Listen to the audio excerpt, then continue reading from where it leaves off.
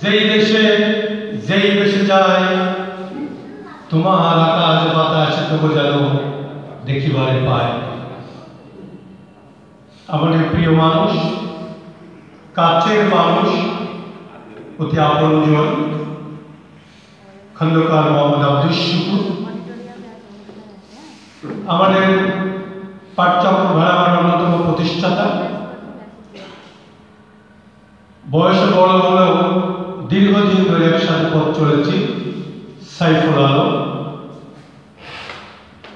কুষ্টিয়া সাহিত্য পরিষদের প্রতিষ্ঠা লগ্ন থেকে যে মানুষটি আমাকে সার্বক্ষণিক সাথে থেকে শক্তি যোগাত, সাহস যোগাত, মোহাম্মদ রফিকুল ইসলাম, এবং অত্যন্ত মেধাবী আবৃত্তিকার আতিকুর রহমান চৌধুরীর স্মরণ সমাদর অনুষ্ঠান আয়োজনে কুষ্টিয়া সাহিত্য পরিষদ কেএসপি, উপস্থিত সম্মানিত অতিথিবৃন্দ,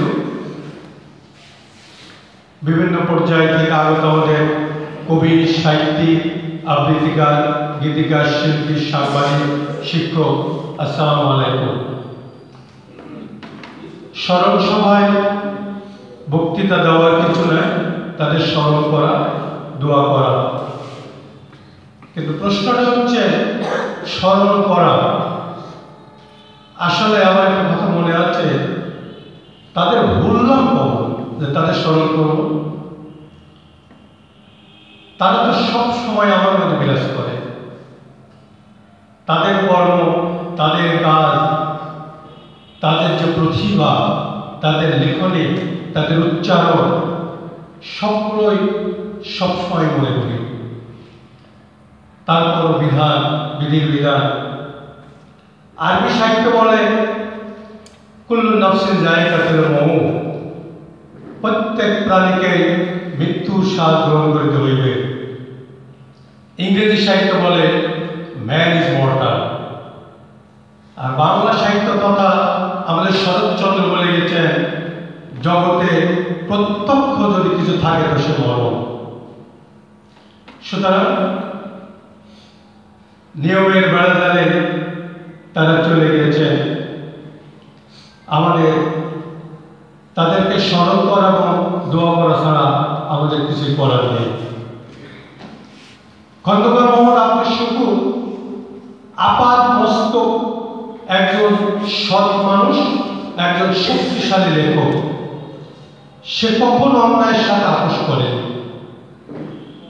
তার লেখনীতে আপনারা পড়বেন, বিশেষ করে ধর্মীয় অনুভূতিতে যারা আঘাত এনেছে, ইসলামের বিপক্ষে যারা কথা বলেছে, সে যে পর্যায়ের লোক হোক না কেন, তাকে তিনি ধরেছেন এবং চেষ্টা করেছেন সংশোধন করার।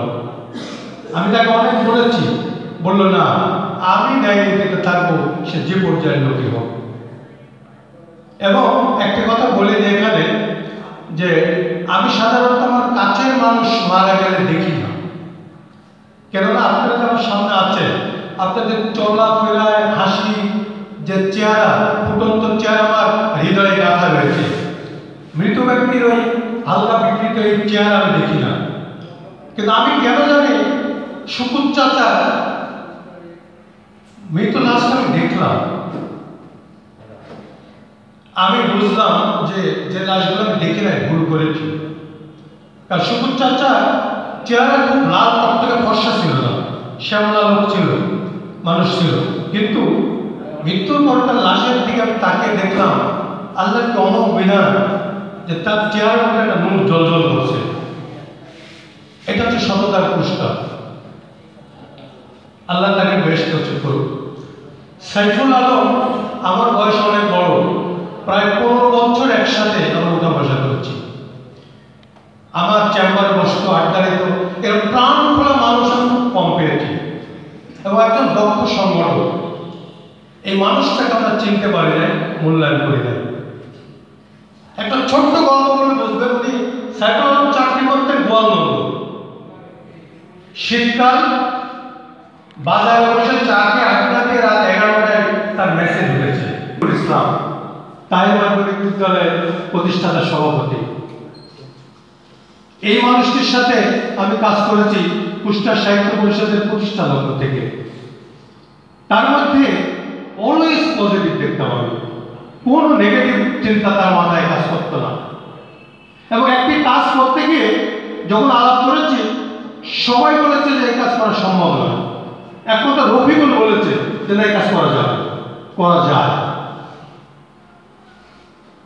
এই মানুষটিকে আল্লাহ নিয়ে নিয়েছে। সর্বশেষ আসলো আতিকুর রহমান, বায়ামারা সরকারি পাইলট মাধ্যমিক বিদ্যালয়ের বংশনালের শিক্ষক। বড় বড় কবিতাগুলো সে অনায়াসে পাঠ করত, মুখস্থ, অনেকগুলো কবিতা তার মুখস্থ। এই যে তার পরিবার, তার ছেলে মেয়ে, তার ওয়াইফ এসেছে। এবং আমরা তার মধ্যে কোনো অলসতা দেখি না। যখন আমরা বলেছি যে আপনি এটা ধরেন, নির্দ্বিধায় ধরেছে। নজরুল ইসলামের নার্গিসকে লেখা চিঠি, কাজী মোতাহার হোসেনকে লেখা চিঠি, বিদ্রোহী কবিতা, এসব অনায়াসে মুখস্থ করতেন। এবং আবৃত্তির ঘন্টা অনেক ভালো ছিল।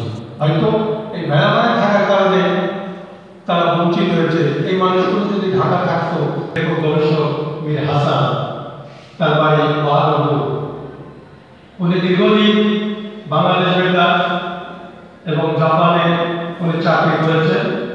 অসাধারণ লিখতে ছিল তার, এবং গ্রামাটিক্যাল লেখা তার প্রচুর ছিল। এই মানুষটিকে আমরা হারিয়েছি। প্রত্যেকের জন্য আমরা দোয়া করব, এবং আমাদের দোয়া পরিচালনা স্কেন্দার স্যার অনুরোধ করব, যেসব প্রয়াত কবি মারা গিয়েছেন এবং আমরা যারা বেঁচে আছি, এই কবিতাগুলো বইয়ের মলাটে প্রকাশ করে তাদের কবিত্ব উপাধি দেয়। আমরা সকালে কবিতা করেছি, আমরা কাব্যমালা করেছি, কবিতার উন্নয়ন করেছি, এবং ইনশাআল্লাহ বছর আরেকটি কবিতা আসবে।